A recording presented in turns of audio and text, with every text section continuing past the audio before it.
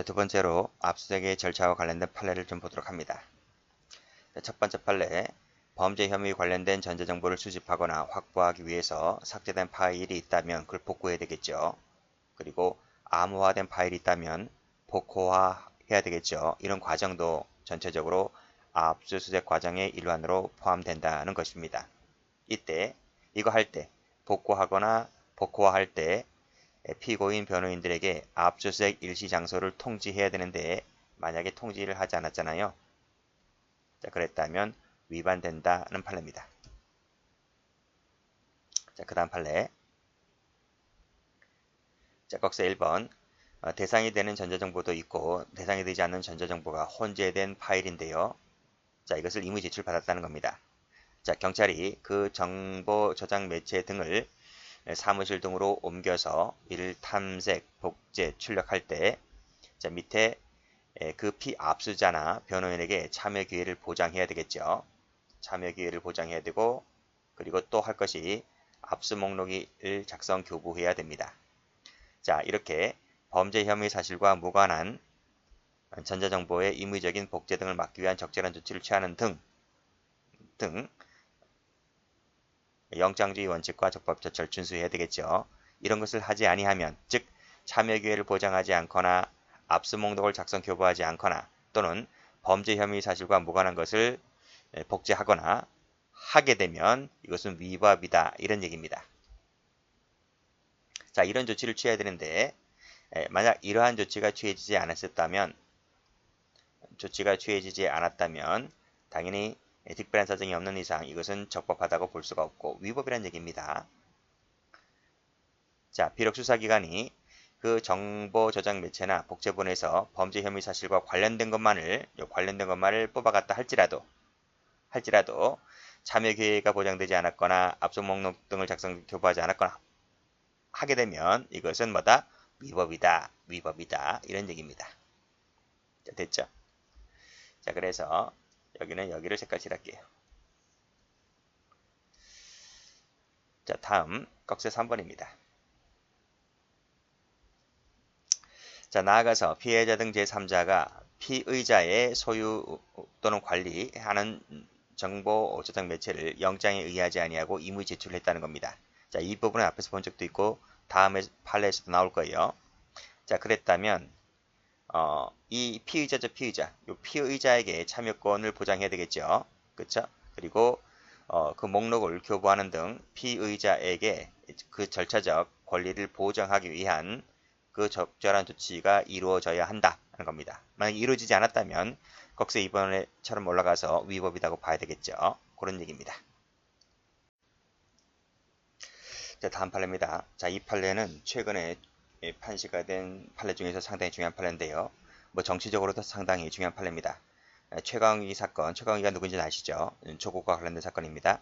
먼저 1번은 앞 페이지에 나와 있는 판례랑 똑같아요. 그래서 이것은 별표 하나만 박아두고요.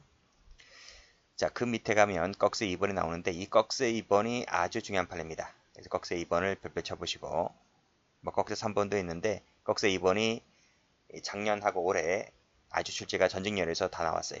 자, 그러면 올라가서 앞에서 읽었던 것을 다시 한번 복습하는 차원에서 꺽쇠 1번을 좀 보도록 합니다. 자, 압수 대상이 되는 전자정보와 그렇지 않은 전자정보가 혼재된 것이다. 이것을 사무실 등으로 옮겨간다는 얘기잖아요. 자, 그래서 옮겨가서 이를 탐색, 복제, 출력할 때 그 영장을 집행받은 당사자, 이것을 피압수자라 합니다. 이 피압수자나 그 변호인에게 자, 참여 기회를 보장하고 그리고 압수된 전자정보의 파일 명세가 특정된 압수 목록을 작성 교부해야 되고 이것은 앞에서 본 거랑 똑같잖아요. 그래서 이 동그라미 1번, 동그라미 2번은 똑같아요. 그래서 자, 범죄 혐의 사실과 무관한 전자정보를 복제하는 것을 막기 위한 적절한 조치를 취해야 되겠죠. 이렇게 영장주의 원칙과 적법 절차를 준수해야만 됩니다. 만약에 이런 것을 준수하지 않았다면 이것은 위법이다 이런 말이죠. 자, 여기까지 했죠? 앞에서 했습니다. 또 피해자 등 제3자가 피의자의 소유 또는 관리하는 정보 저장 매체를 이미 제출했다고 했을 때 누가 와야 된다? 이 자리에 여기서 경찰 여기 사무실에서 옮겨서 이제 탐색 복제 출력할 것 아니겠습니까? 이 이미 제출한 것을. 근데 이 장소에 누가 와야 된다고요? 이 장소에 피의자가 와야 돼요. 왜냐하면 피의자가 오지 아니하면 이 수사기관이 짜집기 할 수가 있기 때문에 피의자가 이 장소에 반드시 와야 됩니다. 그래서 밑에 보면 자 피의자의 참여권을 보장하고 그리고 압수한 전자정보 목록을 교부하는 등 이런 절차가 반드시 필요하다는 거죠. 똑같아요. 여기까지는 앞 페이지랑 읽은 것과 똑같습니다.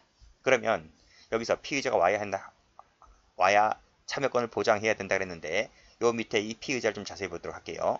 이와 같이 이미 제출자가 아닌 이 피의자에게도 참여권이 보장되어야 하는데 이 피의자에게 참여권이 보장되는 이 정보 저장 매체란 과연 어떤 것을 말하는 것이냐 하는 겁니다. 그것이 바로 밑에 설명되어 있는 이 부분인데요. 요 정보 저장 매체가 어떤 것인지는 여기서부터 여기까지죠. 요 부분이 24년도 변시 문제, 변호사 시험 문제에서 요 부분이 출제가 되었다. 원래 이쪽은 출제가 안 되고 밑에 부분이 출제가 잘 되는데요.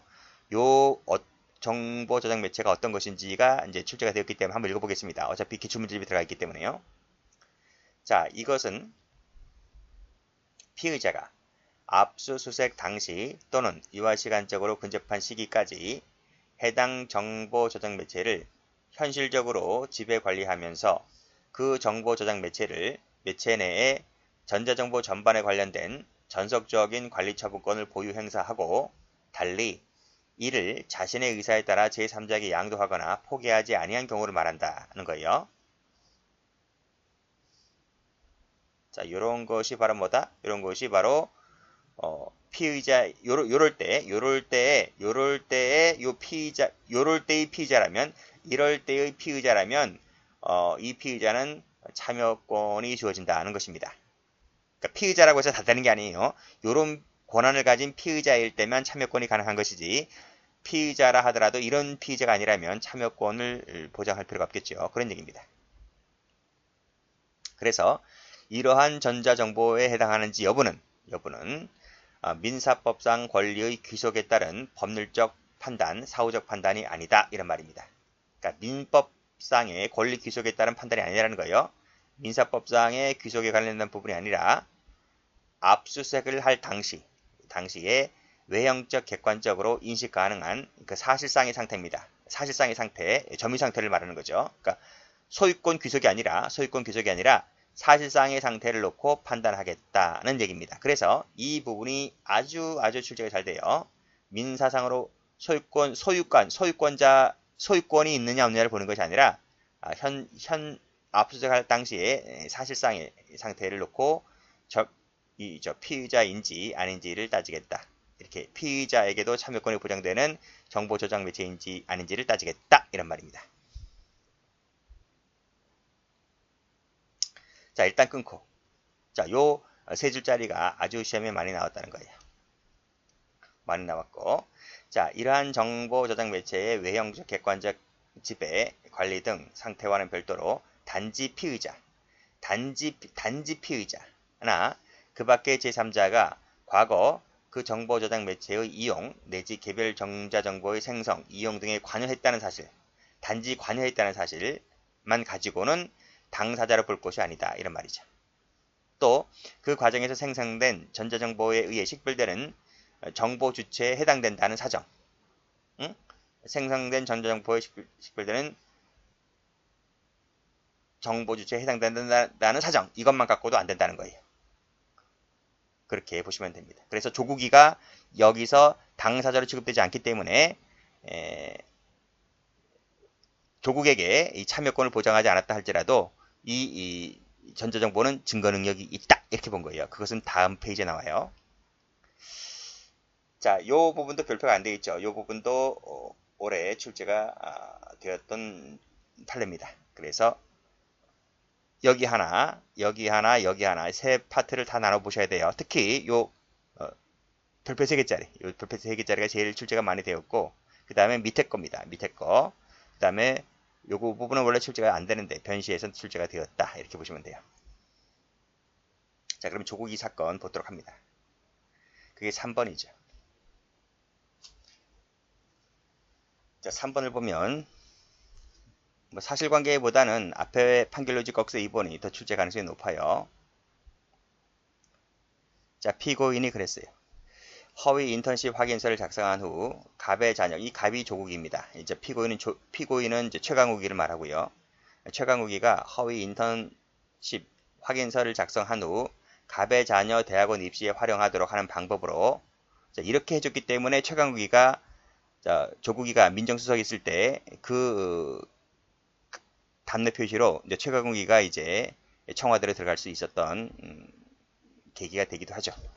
자, 갑의 자녀 입시 활용하도록 하는 방법으로 갑 등과 공모해서 대학원 입학 담당자들의 입학 사정 업무를 방해했다는 사실과 관련해서 갑 등 조국입니다. 주거지에서 사용하던 컴퓨터 하드디스크에 인턴십 확인서 등 증거들이 저장되어 있고 갑은 자신 혐의에 대한 수사가 본격화되자 을에게 지시해서 하드디스크를 은닉하였는데 이 을이 바로 누굽니까? 을이 제3자인 거죠. 제3자. 은행원인가 뭐 회사에 다니는가 했어요. 그 사람입니다. 정경심의를 통해서 이 사람이 이제 이 하드디스크를 은닉 보관했죠. 그래서 이 을을 수사기관이 입건하자 이 을이 그 하드디스크를 경찰에게 임의 제출했던 겁니다. 그러면 다시 올라가 볼게요. 올라가 보면 여기죠. 피해자 등 제3자가 조국이가 소유 관리에 속하는 정자 정보를 임의 제출했다고 했을 때 이 조국이의 피의자에게 참여권을 보장해야 되는 것처럼 보이는데 이때 조국이는 요 밑에 이런 사람이 아니기 때문에 즉 당사자로 취급되는 것이 아니기 때문에 조국이에게 참여권을 주지 않는다 할지라도 증거 능력이 부정되는 것이 아니다. 이런 얘기입니다. 소유권은 여기 소유권은 민사상의 소유권은 조국이한테 있죠. 갖고 있지만 그 압수수색을 할 당시에 외형적 객관적으로 사실상의 상태를 갖고 있는 자는 그 제3자였다는 거죠. 자, 그래서 수사기관은 하드디스크 임의 제출 및 그에 저장된 전자정보에 관련된 탐색, 복제, 출력 과정에서 을 측의 참여권을 보장한 반면 왜 을 측의 참여권을 보장했나요? 여기서는 이제 여기 사실상의 상태를 기준으로 봤을 때 을이 여기 제3자의 소유로 보는 것이죠. 그렇기 때문에 을만 참여하면 되는 것이지 이 피의자나 또는 조국 같은 사람은 참여를 안 해도 된다. 이런 얘기입니다. 그래서 을 측의 참여권을 보장한 반면 갑 등에게는 참여 기회를 부여하지 않아서 증거 능력이 문제된 사건이었는데 판례가 뭐 쭉 나와 있죠. 쭉 나와 있으면 결국은 이것이 을의 증거 은닉 사실에 관련된 증거이기도 하고 또 현실적으로 점유를 한 사람은 을이기 때문에 을만 출석하면 된다 이런 말입니다. 그래서 관리처분권을 사실상 보유하고 있는 사람도 을이다는 거죠. 갑이 아니라. 그렇기 때문에 임의 제출자가 아닌 갑, 즉 조국 측에 참여권이 보장된다라고 볼 필요가 없다. 그래서 증거 능력을 인정했던 사건입니다. 이해되시죠? 그렇지만 이 3번 사실관계보다는 여전히 요 2번이 워낙 중요해서 2번을 잘 봐두시면 됩니다.